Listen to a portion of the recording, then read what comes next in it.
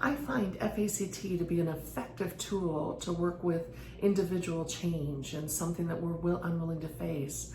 But I also find it to be incredibly supportive and helpful whenever it's a group of people.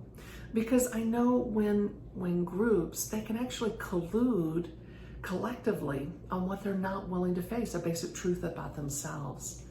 You see, I work with many churches, and one particular church I had gone into as an interim pastor to serve them. From day one, they told me they were a 400-member church. Many people, very pridefully, this is the number we are.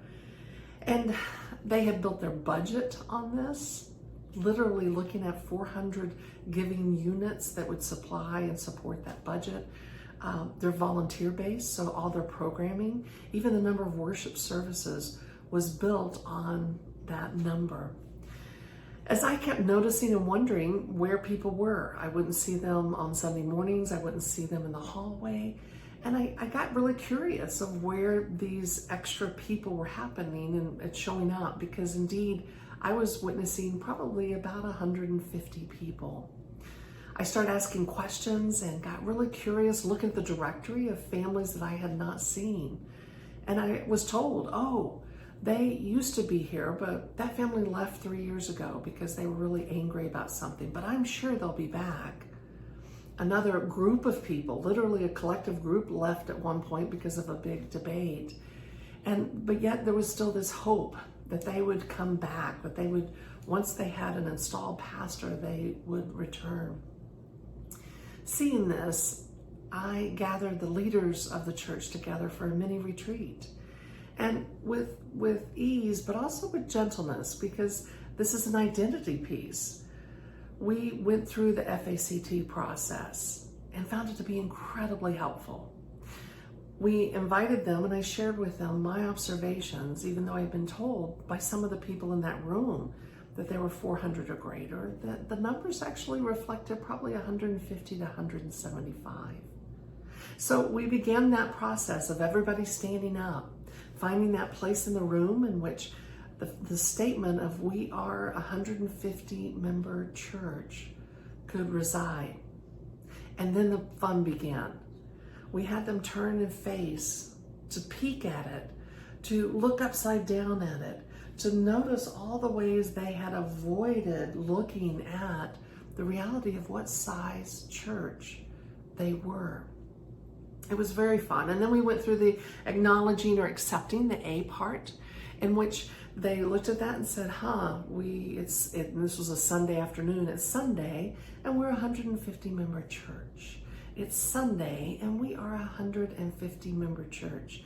We did this back and forth until it really resonated, and they felt that internal shift of this wasn't something shameful, this wasn't something they did wrong, it just was a matter of fact. It was a reality.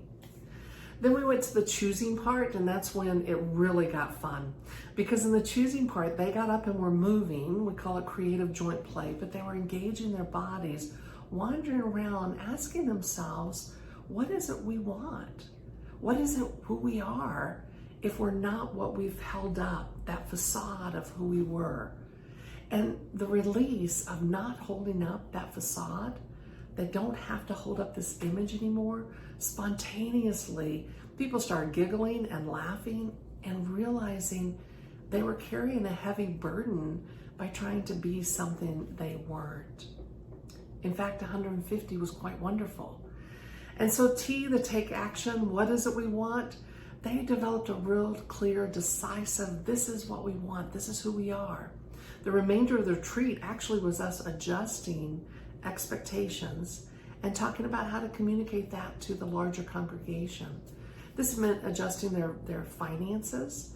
It meant adjusting their programs and their expectations. They didn't have the volunteer pool to provide. So all this time they had been pleading with people to do all these programs that needed to happen for a 400-member church, to recognize, wow, we really can't do that, was a gift to them. And so now they can create and collaborate from a place of reality. So Some churches may have taken this as really bad news. This is scary. We're less than we ever thought we were. But for this church, and I would say for any organization or group, to face into who they really were, released this image that they had to uphold, and it actually provided for them a release to create all kinds of possibilities. Friends, F.A.C.T works for individuals and for groups and organizations.